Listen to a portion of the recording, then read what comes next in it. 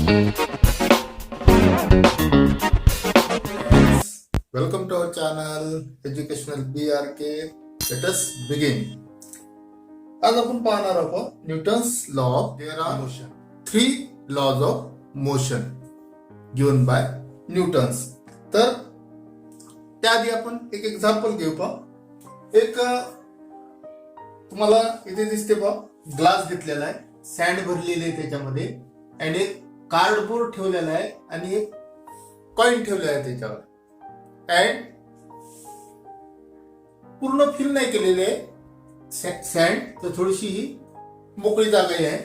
आणि नंतर काय करायचं आहे तुम्हाला, फोर्सली काय करायचं आहे, याला स्ट्राईक करायचं आहे कार्डला. व्हॉट विल हॅपन, काय घडेल, पण कार्डबोर्ड विल फ्लाय अप, बरोबर आहे. But at the same time the coil will fall down, खाली पडेल ती, बरोबर आहे. व्हाय, बिकॉज आणखी एक एक्झाम्पल घ्या. There is a stone lying on a hill. It doesn't move. दगड पडलेला आहे कुठेतरी, तुमचं रोलर आहे, ते मूव्ह करत नाही. ऍट इट्स ओन, स्वतःहून ते मूव्ह करत नाही. वाय, का करत नाही ते? तुमचा फॅन आहे का, तुम्ही स्विच ऑफ केलं फॅनला की it continues to rotate for a while, काही काळपर्यंत तरी तो फिरतो. Why, because of inertia. न्यूटन्सने फर्स्ट लॉ सांगताना इनर्शिया म्हणजे each object have inertia. Inertia means एक प्रकारची टेंडन्सी त्याची, स्टॅटिक राहण्याची, स्टेशनरी राहण्याची. ऑब्जेक्ट म्हणजे दगडाची टेंडन्सी आहे. फॅन रोटेट करून राहिला, तो रोटेटच राहील, ती त्याची काय टेंडन्सी आहे. That is called inertia. Inertia is always related to mass, त्याच्या वस्तुमानाशी जोडलेला असतो, ऑब्जेक्टच्या वस्तुमान. What is mean by then inertia? Inertia काय आहे? तर ऑब्जेक्ट, प्रत्येक ऑब्जेक्ट मध्ये ज्याला मास आहे त्या प्रत्येक ऑब्जेक्ट मध्ये इनर्शिया असतो. इनर्शिया म्हणजे त्याची प्रवृत्ती तसंच राहण्याची. म्हणजे युनिफॉर्म मोशन मध्ये असेल in along a straight line, तर तो युनिफॉर्म मोशन मध्येच राहील. जसा फॅन, कुठपर्यंत फॅन स्टॉप होणार नाही अनलेस यू स्टॉप इट, बरोबर आहे. दगड कुठपर्यंत मूव्ह होणार नाही अनलेस यू मूव्ह इट, जोपर्यंत तुम्ही त्याला. Why, because of it inertia. And Newton's ने हा इनर्शिया त्याच्या फर्स्ट लॉ मध्ये सांगितलेला आहे. बा, फर्स्ट लॉ जो आहे त्याचा तो डिस्क्राईब करते इनर्शिया, म्हणजे ऑब्जेक्टचं एक महत्वाचं प्रॉपर्टी. तो फर्स्ट लॉ काय करते, डिस्क्राईब करते. बा, त्याआधी balance force and unbalance force जर तुम्ही पाहिलं तर आणखी तुम्हाला इनर्शिया लक्षात येईल. पण एक एक्झाम्पल घ्या तुम्ही कशाचं, तर tug of war. Tug of war means there is a rope and रोपला मधात तुम्ही एक दगड वगैरे किंवा काही बांधलेलं असते मधात, आणि सेम फोर्स दोन्ही एंडला तुम्ही अप्लाय करता. म्हणजे 4 मुलं इकडनं 4 मुलं त्या बाजूला, आणि try to pull it in a opposite direction. दोन्ही बाजूला तुम्ही ओढता. काय होते पहा, पहिल्यांदा इकडचे 4 आहेत, तिकडे 4 आहेत, सेम फोर्स अप्लाय केलेला आहे. There is no movement. The stone जो मधात बांधलेला आहे तो रिमेन स्टॅटिक, तो स्थिर राहील. Why, this is a balance force. Balance force काय आहे, पण दोन्हीकडे इक्वल फोर्स अप्लाय झालेला आहे. This is balance force.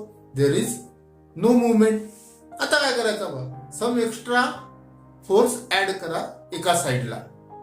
काय होईल आता पहा, काय होईल, ज्या साइडला तुम्ही एक्स्ट्रा फोर्स अप्लाय केलेला आहे त्या साइडला ती रोप शिफ्ट होईल, म्हणजे मुवमेंट येईल त्याच्यामुळे. दिस इज अनबॅलन्स फोर्स. काय केलं आहे तुम्ही, आता फोर्सला अनबॅलन्स केलेला आहे, एका साइडला वाढवलेला आहे. तर त्या अनबॅलन्स फोर्समुळे काय झालेलं आहे, तो मुवमेंट आलेली आहे ऑब्जेक्ट मध्ये. बॅलन्स फोर्स स्टेडी मोशन ठेवतोय बा दोन्ही बाजूला सेम फोर्स अप्लाय काय. अनबॅलन्स फोर्स जो असतो तो शिफ्ट केलं पाहिजे आणि त्यावरूनच तुम्हाला लक्षात येते की जर अनबॅलन्स फोर्स असेल तर ऑब्जेक्ट मोशन करू शकते, otherwise is always remain in a static or in a steady motion. तर त्यावरून पहिला लॉ मांडलेला आहे पहा सगळ्या बाबीवरून. And object continues to remain at rest. तो रेस्ट मध्येच राहू शकते जसं roller or in a state of uniform motion along a straight line. किंवा फॅन जसं सांगितलं तो रोटेट करत राहील. किंवा एखादी वस्तू तुमचा क्रिकेटचा बॉल जो असेल तो स्ट्राईक मारल्यानंतर तो रन करत राहील कुठपर्यंत, along a straight line unless an external unbalanced force acts on it. जोपर्यंत त्या ऑब्जेक्टवर तुम्ही कोणतं तरी अनबॅलन्स फोर्स अप्लाय करणार नाही, म्हणजे तो क्रिकेटचा बॉल आहे त्याला थांबवण्यासाठी अनबॅलन्स फोर्स तुम्ही अप्लाय करसाल, किंवा ह्या ऑब्जेक्ट जो रेस्ट मध्ये आहे त्याला मोशन मध्ये आणण्यासाठी त्याच्यावर त्याला तुम्ही फोर्स अप्लाय करसाल, ते झालं अनबॅलन्स फोर्स. जोपर्यंत तुम्ही अनबॅलन्स फोर्स अप्लाय करणार नाही तो ऑब्जेक्ट त्याची जी पोझिशन आहे स्टेट आहे सुरुवातीची त्यामध्ये तो काय करणार नाही, बदल करणार नाही. कारण त्याच्यामध्ये काय आहे, इनर्शिया आहे. इनर्शिया जो असतो तो एक ऑब्जेक्टचा प्रॉपर्टी आहे, तो स्वतःहून इनर्शिया बदलत नाही unless we apply a force on it. म्हणजे आता पहा, आता तर तुमच्या बऱ्याचशा गोष्टी लक्षात आल्या असेल की एखादा दगड रेस्ट मध्ये आहे तर त्याच्यावर कोणताच फोर्स नाही का, मग हाय बा there are number of forces acts on it. बरोबर आहे. जसं तुम्हाला एअरचा फोर्स आहे, तुम्हाला बॉयंट फोर्स असते पहा, फ्रिक्शन फोर्स आहे त्याच्यावर.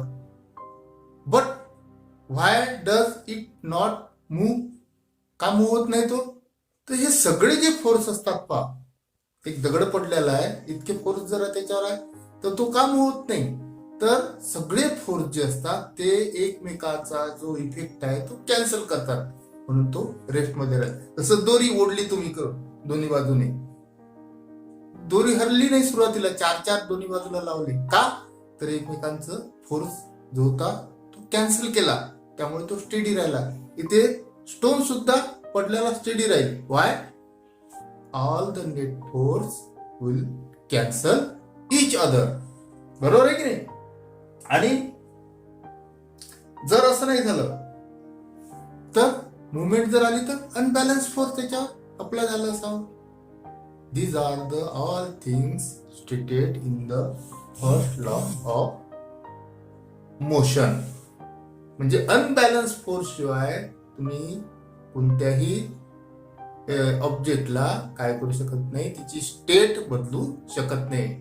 ती स्टेट तिची रेस्ट राहण्याची असेल की तिची जी अवस्था काय राहण्याची असेल, uniform motion along a straight line राहण्याची असेल, ती तुम्हाला बदलायची असेल तर अनबॅलन्स फोर्स त्याच्यावर अप्लाय करावं लागतं, नाहीतर ते तसेच राहतील.